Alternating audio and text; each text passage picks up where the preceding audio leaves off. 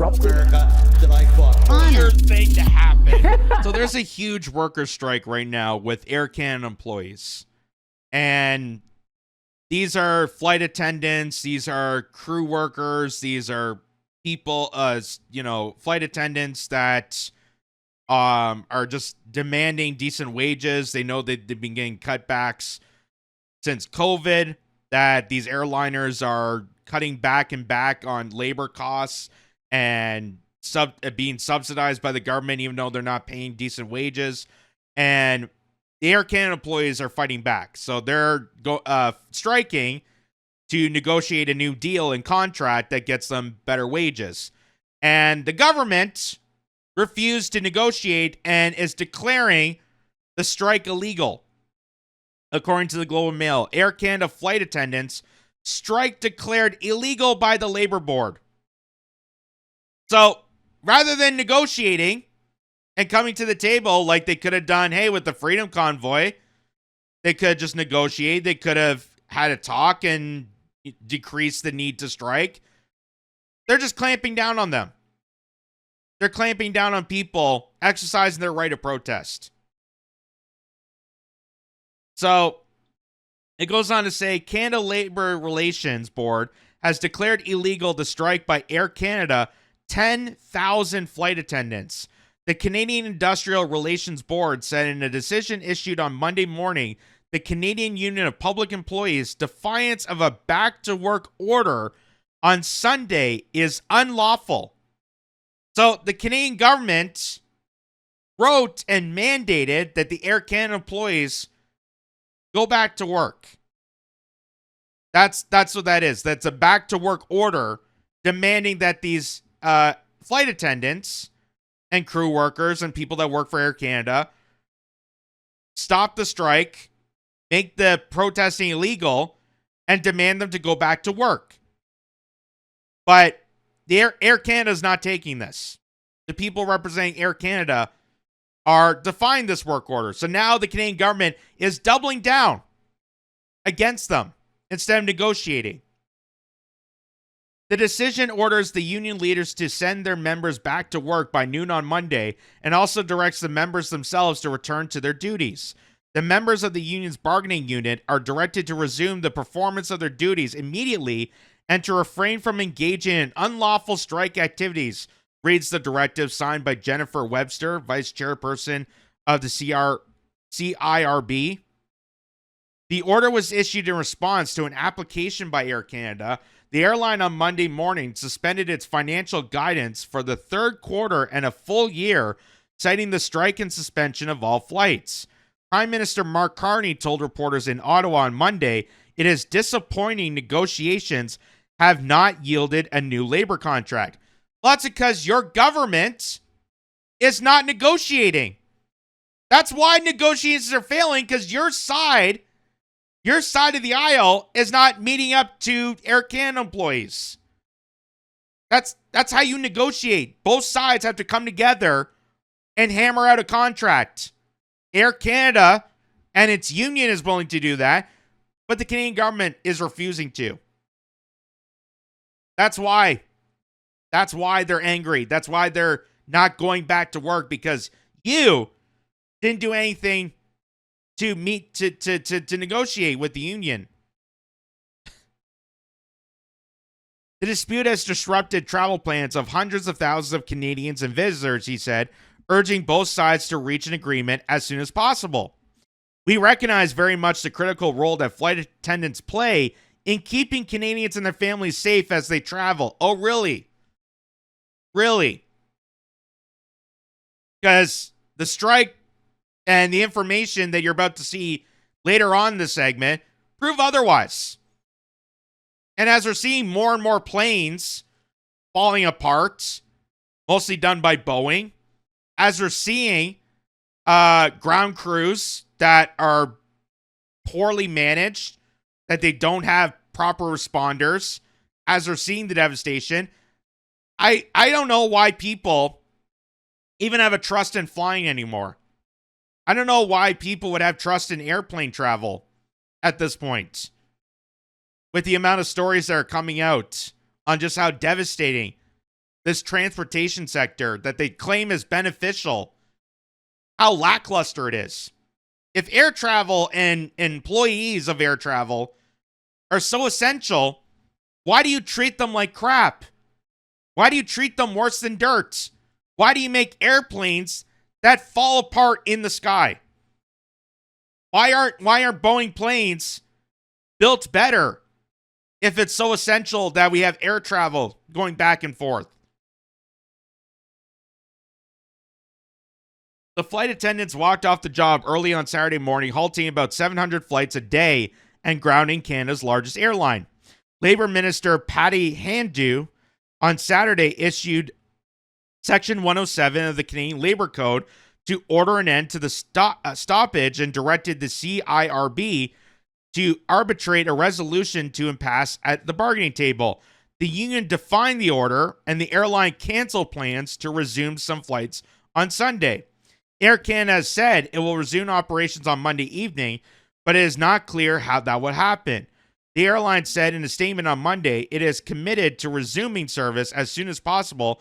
About 500,000 customer flights have been canceled in the strike, Air Canada said. CUPE officials did not immediately respond to interview requests. So that's the union representing the airline workers. And Mark Nixon pointed this out. It says Mark Carney thought he could use mandates to crush workers. Instead, 10,500 flight attendants just gave him the biggest test of his time as PM. This could explode into a full-blown crisis with the Liberals imploding in real time. Beautiful to watch. So, this is all the people protesting and striking in part of the flight attendants. And it's not just the people serving you food on airplanes. These are ground workers that are monitoring the planes for takeoff. These are people that work through Air Canada to make sure their flights are safe and regulated, to make sure passenger safety is necessary. Here's them protesting and striking for benefits that's getting huge support by the Canadian public, because they're not listening to the mandates of the Liberal government. Watch this. Unpaid work has got to go. Hey, hey, ho, ho. Unpaid work has got to go. Hey, hey, ho, ho. Unpaid work has got to go. Hey, hey, ho, ho. Unpaid work has got to go. Hey, hey, ho, ho. Unpaid work has got to go. Hey. So those are people protesting the Liberal government, the same Liberal government, as Mario Zelia points out, that forced Air Canada and forced its employees to fire and suspend people who were unvaccinated. So he says they forced a choice: take the vaccine or lose your livelihood. Now Air Canada, along with the tyrannical Liberals, are forcing another choice: get back to doing free work or else. So that's the thing. This back to work order that the union representatives are refusing to comply forces them back to work without any benefits. And they're telling people to go back to work for free. For free. This strike is about standing up to tyranny and government overreach. All of Canada is with CUPE. So that's what makes this so powerful, and why more and more Canadians are on the side of this, is because much like other unions and much like other workplaces in the country, they're being squashed and held by the tyrannicalness of government overreach. That all this mandation, the fact that the Labor Board is refusing to negotiate and refusing airline workers to compete for better dealing, they're mandating them to go back to work for free. And that's why they're angry. That's why they're frustrated. Here's the representative, this is the CUPE president, telling the Carney government to F off. If they defy his attack on the right to strike.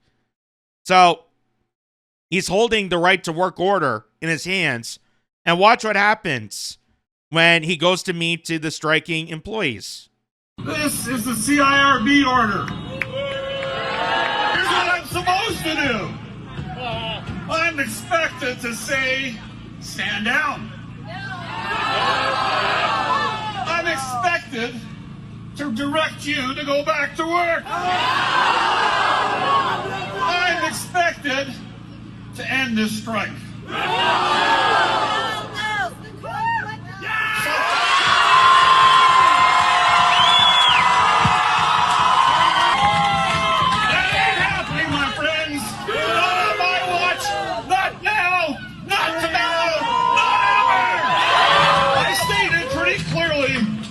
When this strike would end. I said it clearly then, and I will say it clearly now. This strike will end when we get a collective agreement that works for our members. So that symbolizes the fact that they're not going to fold again to the tyrannical government like they did when it came to COVID. And it's just funny how they say how essential these workers are when it comes to transportation, how their, passengers are being affected by this. But yet, they undermine them every point in turn. And here's just another example of this. This is coming post-COVID, and we've learned about this time and time again with other airliners. Air Canada's executive bonuses fly higher after a profitable year. This is from the Globe and Mail. Chief Executive Officer Michael Rousseau received a $2.6 million bonus, up from $2.28 million in 2022. The bonus was part of his overall $12.08 million pay package. That was down from $12.38 million in 2022. 3 other top Air Canada executives received bonuses ranging from $576,000 to $816,000, 30% to 50% higher than their 2022 bonuses that led to increases in total compensation ranging from 20% to 30%. So now you get why the flight attendants and the crew workers are upset by this and are protesting and striking. The people responsible directly for your safety, the ones that are actually on the planes, dealing with customers day in, day out, dealing with people aboarding these planes, not these clowns, not the executives that sit behind closed doors at luxury skyscrapers. They're undermining the people that directly deal with passengers.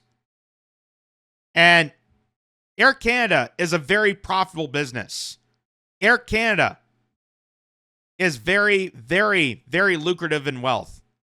So they have the abilities to negotiate. They have the ability to hammer out a deal and end the strike. But the Canadian government and Air Canada are refusing to budge. They're in coalition together to screw over workers. And where have we seen this before? Where have we seen this before? Many other sectors also feel the same way. So this gives me a bit of hope that people out there in this country can actually come together and fight the good fight when it comes to making sure that workers get treated like an actual strong workforce, like we actually treat people with respect and dignity as being part of the operations of Air Canada. And imagine if we took that with the auto sector that's collapsing, if we took that to the postal workers. We've seen these strikes time and time again. So imagine if all that came together and we had that strong force of the labor of this country, the fruit of our labor of this country, coming together to go against the tyrannicalness of this government and how it's undermining the workforce of this country, how they're bringing in more migrant workers to replace you. how they're undermining Canadians' ability to actually go out and work and get an income and survive in this country, how they're bringing in more and more cheap labor to undermine that, and how they want to build AI modifications and bring in automation to these sectors that's going to undermine more people. And then what do we do then? What do we do then? The Canadian government is refusing to acknowledge that. But they'll tell you that everything's going to be okay, everything's going to be fine, trust us, while they continuously undermine you. So that's why they're protesting. And that's why people like Mark Nixon, like Mario Zelia, are applauding this. And so do I. I think this is great. I think this is symbolic. So, here says Air Canada's flight attendants decreed back to work by Liberal government. Brookfield Asset Management, get this. Brookfield Asset Management owns 2% of Air Canada stock. No kidding. No kidding. It seems like every time something like this happens, Brookfield is attached to it. Almost like Mark Carney was installed to be prime minister and put these heinous measures against Canadians and the Canadian workforce strictly for the purpose of assisting his own investment firm. It's almost like it's intentional. It's almost like we've been taken over. That everyone that was worried about Trump's takeover of Canada should be worried that Canada's already been taken over by nefarious goons like Mark Carney. And here, this is a little report here from CTV News Channel.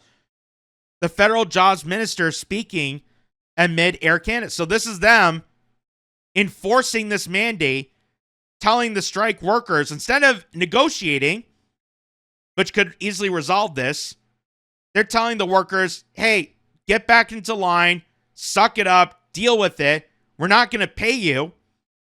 And if you go on strike again, we're going to criminally prosecute you. This is our so-called Liberal government doing this. It's a pleasure to be with you here today on the traditional territory of the Algonquin and Anishinaabe people. After 8 months of negotiations and weeks of intensive mediation, Air Canada and the Canadian Union of Public Employees flight attendants were unable to reach a tentative agreement.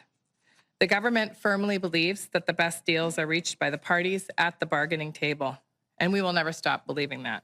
It's not easy, but when parties put in the hard work at the table, Canadians are better off as a result. Winners. In this instance, and despite resolution on a number of key items, this dispute will not be resolved quickly enough. And the impact of the work stoppage at Air Canada that began early this morning is already being felt by travelers. This is causing significant harm and has negative impacts on Canadians and the Canadian economy. It impedes the movement of passengers and critical cargo, such as pharmaceuticals, and it strands thousands of Canadians abroad, making it extremely costly and sometimes impossible to book new flights. Canadians have already sacrificed a lot in this uncertain economy, and this labor disruption is adding to their worries and financial burdens. As Minister of Labour, I have exercised my authorities under Section 107 of the Canadian Labour Code to direct the Canada Industrial Relations Board to order the parties to resume and continue their operations and duties in order to secure industrial peace and protect the interests of Canada, Canadians, and the economy. So after she just made the statement about how parties have to come together to negotiate, after she just made that spiel about what they should be doing, is bringing the union, bring Air Canada, and bring the Labor Board together to hammer out a contract to resolve this issue. She's saying, no, we're calling on the Labor Board to crack down on the strike and mandate people back to work. That's coming from the Jobs and Families Minister. How do you think you're responsible for the jobs and families of Canadians, and yet Your position, your statement is undermining the very notion of protecting jobs and families. That the people protesting, the people striking for decent wages and benefits that help ensure productivity, that help ensure the stability of Air Canada, you're defying against that through a back-to-work mandate. These are the same people, the same hideous people that mandated people that if you want to remain at your position, if you want to have an income and don't want to be fired and castrated outside of society, you had to get jabbed up.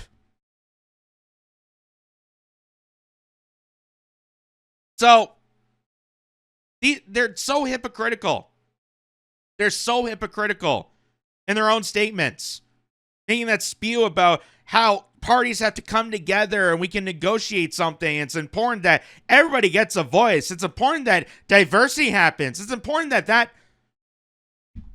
and it all leads to is, no, go back to work, shut the hell up, and we're going to mandate this. We're going to criminally prosecute you if you defy against the back to work order. So, kudos to Air Canada. Not Air Canada, the company, but Air Canada, the employees, for sticking their necks out and protecting one another. The employees that function Air Canada, the ones that actually go on the planes, make sure of your safety, make sure that passengers can get safely on board to these planes from destination to destination. The people that actually run the company that's generating this revenue, that easily could just give them a decent wage and negotiate a proper contract, are failing to do so. Why? Because they want the government tyrannically against workers, just like they were during COVID, just like they do periodically, it seems like year after year. Now this is where the best of Canada really shines, when people see this and they come together and they realize that this can't happen.